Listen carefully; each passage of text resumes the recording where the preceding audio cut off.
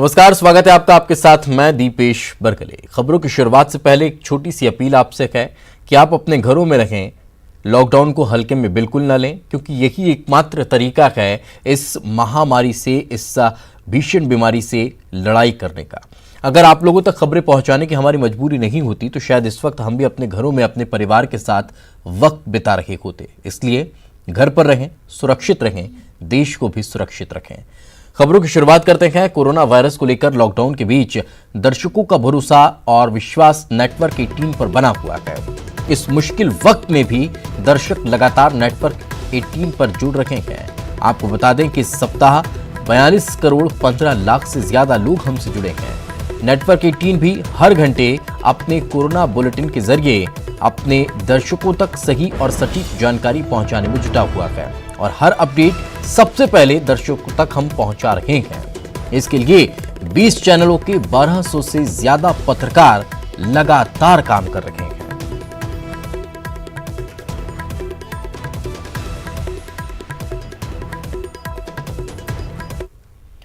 अब खबर रायपुर से राहत देने वाली। कोरोना की एक और मरीज स्वस्थ हो गई है। प्रदेश की पहली मरीज एम्स से डिस्चार्ज हुई है। लगातार 2 रिपोर्ट नेगेटिव आने के बाद उन्हें डिस्चार्ज किया गया है। प्रदेश में कोरोना पीड़ितों की संख्या 5 बची है। एम्स के डॉक्टर करण पिपरे ने ये जानकारी दी है।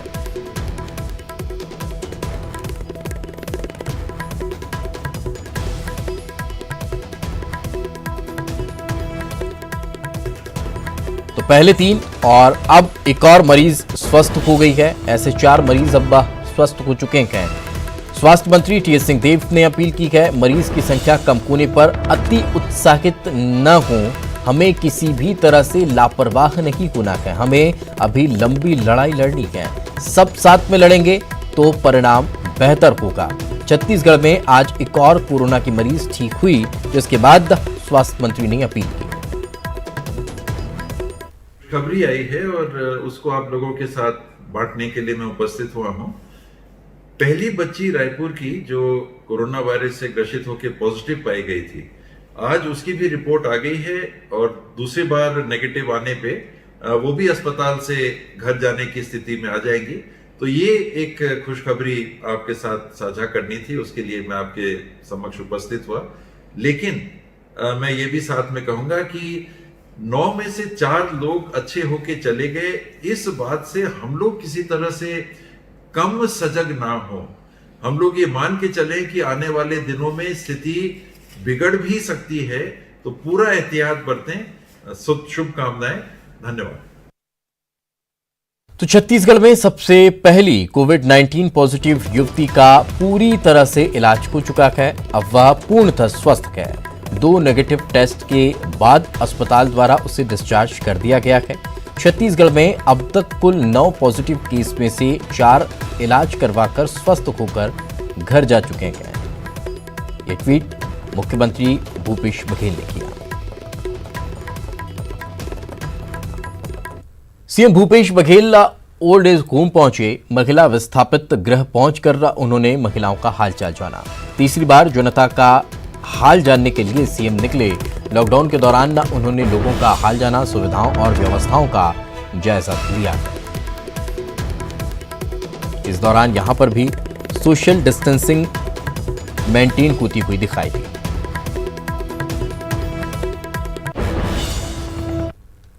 रायपुर में युवा कांग्रेस देशव्यापी अभियान चला रहा है। मेरी जिम्मेदारी नाम से यह अभियान चलाया जा रहा है। कठिन समय में आपके सेवा भाव को सलाम, ये सीएम ने कहा है।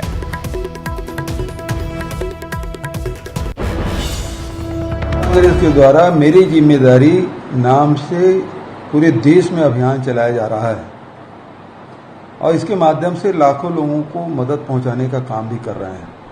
मैं युवा कांग्रेस के जाबाज साथियों को बधाई देता हूं और लगातार ऐसे ही जनसेवा करते रहने की कामना करता हूं। हमारे छत्तीसगढ़ में भी युवा कांग्रेस के साथियों ने बढ़ चढ़कर हिस्सा लिया है और हजारों लाखों लोगों तक सुविधा पहुंचाने का काम कर रहे हैं। मैं उन्हें भी बधाई देता हूं। खबर कोंडागांव से, जहां पर अचानक गैस से भरा टैंकर पलट गया। तेजी से गैस का रिसाव इस टैंकर के पलटने के बाद होना शुरू हो गया। आसपास के गांव को खाली करा लिया गया है। सुरक्षा के लिहाज से नेशनल हाईवे 30 को भी बंद कर दिया गया है। कुल्हाट गांव के पास ये हादसा हुआ है और मौके पर एसपी भी पहुंच चुके हैं। तो ये बड़ी खबर हम आपको बता रहे हैं कोंडागांव से, जहां पर अचानक गैस से भरा हुआ टैंकर पलट गया और गैस से भरा टैंकर पलटने के बाद रिसाव किस तरह से हो रहा है उसे देखिए भी और आवाज सुनकर भी महसूस करिए।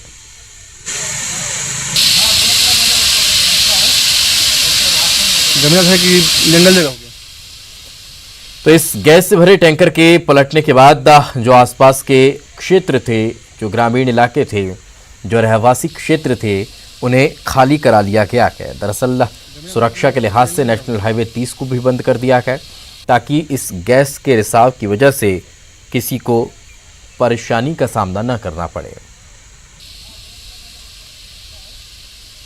लेकिन कैसे यह हादसा हो गया, फिलहाल इसके बारे में कुछ बताया नहीं जा पा रहा है। आप कोशिश कर रहे हैं कि हम हमारे सहयोगी से बात कर आपको अपडेट दें कि क्या गैस का रिसाव अभी भी हो रहा है या फिर इस पर कंट्रोल किया गया। दूसरी बात, इसमें कौन सी गैस थी, इसके बारे में भी हम जानकारी जुटाएंगे और आप तक पहुंचाएंगे। और साथ ये भी बताएंगे कि इस गैस के रिसाव की वजह से परेशानी तो किसी तरह की देखने को नहीं मिली। हादसा कैसे हुआ इसके बारे में भी हम आप तक जानकारी पहुंचाएंगे। लेकिन कोंडागांव से ये बड़ी खबर हम आपको बता रहे हैं। तस्वीरें आप लगातार देख रहे हैं। गैस से भरा हुआ ये टैंकर है जो अचानक पलट गया और इस टैंकर के पलटने की वजह से इसमें से गैस का रिसाव होने लगा।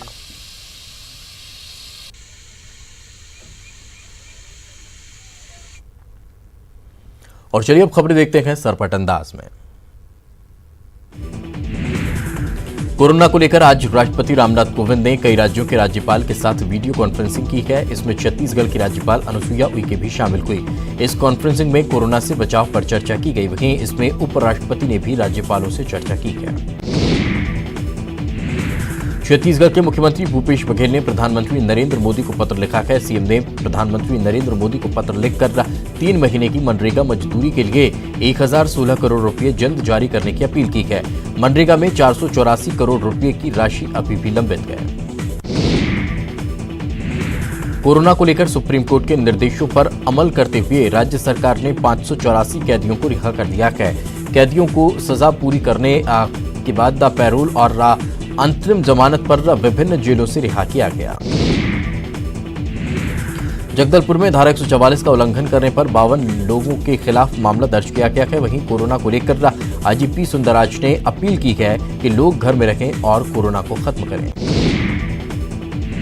देश भर में कोरोना को लेकर लॉकडाउन किया गया है और बार बार सोशल डिस्टेंसिंग बनाए रखने की अपील की जा रही है, लेकिन कुछ लोगों पर इसका असर नहीं हो रहा है। सीएम भूपेश बघेल ने इस संकट की घड़ी में कोई भी भूखे पेट न रहे, इसलिए बीपीएल को मुफ्त में राशन देने के आदेश जारी किए हैं। हालात ये हो गए हैं कि राशन की दुकानों पर लोगों की बेतहाशा भीड़ लगी हुई है और एक दूसरे से सटकर लोग खड़े हुए हैं। बिलासपुर सरकंडा जबड़ापारा स्थित राशन दुकान पर लोग मुफ्त का राशन लेने के लिए एक दूसरे से सटे हुए नजर आए।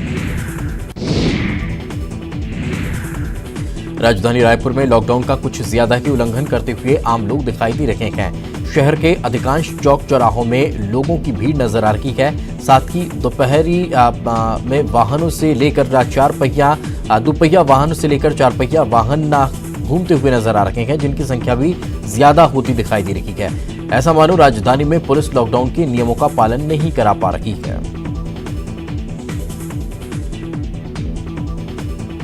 लॉकडाउन के दौरान नियमों को तोड़ते हुए बड़ी संख्या में लोग दिखाई दे रहे हैं। जिस तरीके का नजारा सड़कों में नजर आ रहा है, ऐसा लग रहा है कि वो आम दिनों का नजारा हो। बड़ी संख्या में लोग सड़कों पर निकले हुए हैं, चाहे वो दोपहिया वाहनों में हो, 4 पहिया वाहनों में हो या फिर पैदल ही आसानी से लोग घूम फिर रहे हैं। ऐसे में पुलिस पर सवाल उठ रहे हैं कि क्या राजधानी में ढंग से पुलिस जो है लॉकडाउन के नियमों का पालन नहीं करा पा रही है। केंद्रीय गृह सचिव ने आज ही निर्देशित किया है कि इन लॉकडाउन के दौरान नियमों का कड़ाई से पालन किया जाना चाहिए। लोग सड़कों पर कम से कम दिखाई दे ताकि कोरोना वायरस से लड़ने में जो है मदद मिल सके। लेकिन ये नियमों पे जिस तरीके से ढिलाई दी जा रही है, उसका असर सड़क में भीड़ के रूप में नजर आ रही है, जो कि कहीं न कहीं कोरोना बीमारी को निमंत्रण देने जैसा है। कोरोना वायरस के संक्रमण को रोकने के लिए पूरा देश की लॉकडाउन है। ऐसे में कई समाजसेवी समेत युवा सामने आकर गरीब लोगों की मदद कर रहे हैं। सूरजपुर जिले में भी छोटे छोटे इलाकों में भी मुख्यमंत्री सहायता कोष के लिए सहायता राशि देने का सिलसिला लगातार जारी है, जहां जिले के बडगांव के सुन्नी अंजुमन कमेटी की तरफ से सदर हबीब अंसारी ने 5,000 रुपये की सहायता राशि का चेक बडगांव तहसीलदार को भेंट किया है। कोरोना की वजह से देश भर में लॉकडाउन हो चुका है, जिससे कई लोगों को परेशानी का भी सामना करना पड़ रहा है। ऐसे में धमतरी नगर निगम ने आम लोगों को राहत देने के लिए नई पहल शुरू की है। अपने घरों में बंद लोगों को रोजाना बाजार से किसी न किसी चीज की आवश्यकता पड़ती है, और जब लोग एक साथ बाहर निकलते हैं तो इससे कहीं न कहीं सोशल डिस्टेंसिंग डिस्टर्ब होती है। अब ऐसे में निगम की तरफ से एक हेल्पलाइन नंबर शुरू किया गया है, जिसमें लोग फोन करके अपने जरूरतों का सामान ऑर्डर कर सकते हैं। तो कल शाम तक 36 ऑर्डर मिले थे, जिनको होम डिलीवरी पूर्ण कर दिया गया था। आज भी 4-5 ऑर्डर मिले, हालांकि संख्या आज कम है थोड़ी सी, और जैसे भी ऑर्डर आते जा रहे हैं उनको तत्काल हम लोग उनके घर पे पहुंचा रहे हैं। क्या कहते हैं, इसमें जनरली किराना सामान ही है, और इसके अलावा अभी आज से सब्जियों की घर पहुँच सेवा भी चालू कर दी गई है, और कल से गाड़ियों की संख्या हम बढ़ा रहे हैं ताकि ज़्यादा से ज़्यादा लोगों को घर पर ही जो सब्जियाँ हैं वो मिल जाएँ। ये जो बहुत ज़्यादा ज़रूरतमंद लोग हैं, जिनके पास बिल्कुल भी खाने को नहीं है, उनको जो दानदाताओं से प्राप्त सामग्री है वो सभी जो नगरीय निकाय हैं और ग्रामीण क्षेत्रों में भी। तो एक बड़ी खबर इस वक्त रायपुर से, कोरोना सैंपल के लिए मोबाइल मेडिकल वैन तैयार की गई है। अब घर जाकर मोबाइल मेडिकल वैन सैंपल लेगी। कोरोना संदिग्धों के घर तक का ये वैन पहुंचेगी। कोविड-19 के फैलाव रोकने को लेकर बड़ा फैसला लिया गया है। अस्पताल तक का पहुंचने में लोगों को खतरा होता था, तो अब इसके लिए ये वैन तैयार कर ली गई है, और ये वैन अब लोगों के घर पहुंचेगी और सैंपल लेने का काम करेगी।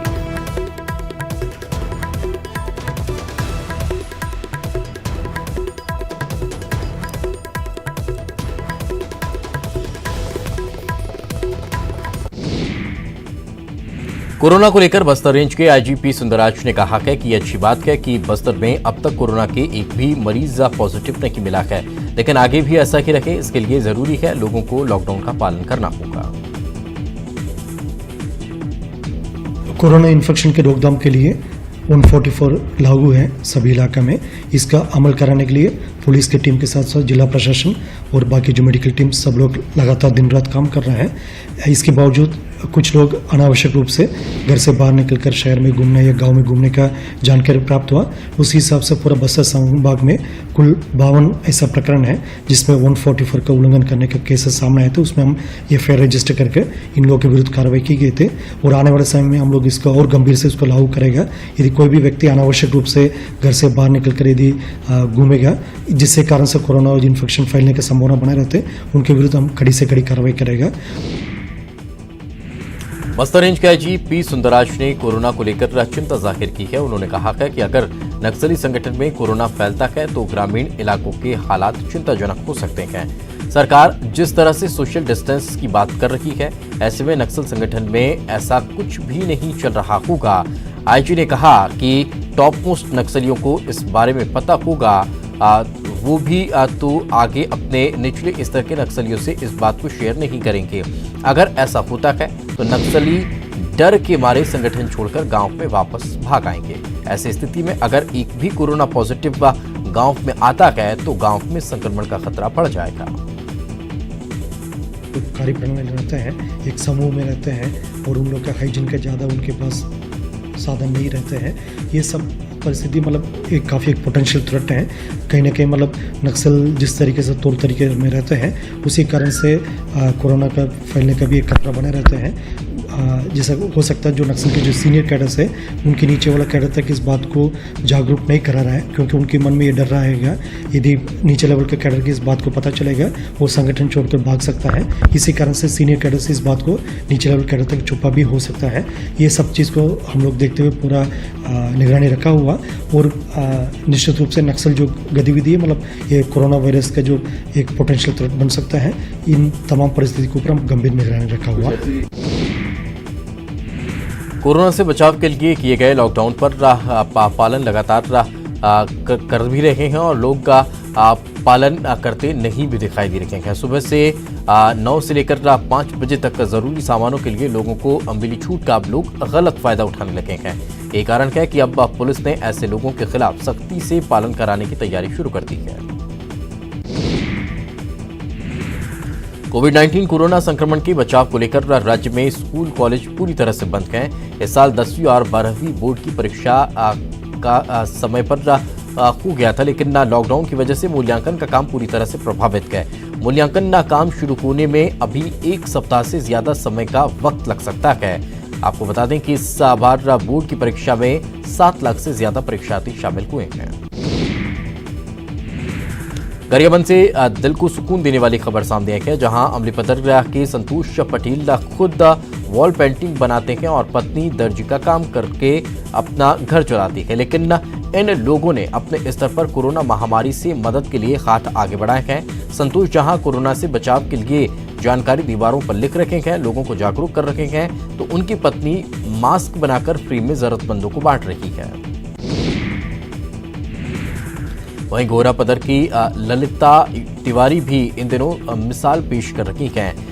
पेशे से शिक्षिका ललिता स्कूल की छुट्टियां पड़ने के बाद घर में रहकर देश के साथ खड़े होने का फैसला ले रही हैं। वे दिन भर सिलाई मशीन चलाकर मास्क तैयार करती हैं, फिर उन्हें आसपास जरूरतमंदों तक पहुंचाने का काम करती हैं। दंतेवाड़ा में अब तक कोरोना को कोई भी केस सामने नहीं आया है। यहां के कलेक्टर टोपेश्वर वर्मा ने कहा कि भले ही यहां कोई कोरोना का मरीज नहीं मिला हो, लेकिन हमें अपने लेवल पर तैयारी करनी होगी। और चलिए फिलहाल रुकेंगे एक छोटे से ब्रेक के लिए। ब्रेक के बाद जल्द लौटते हैं।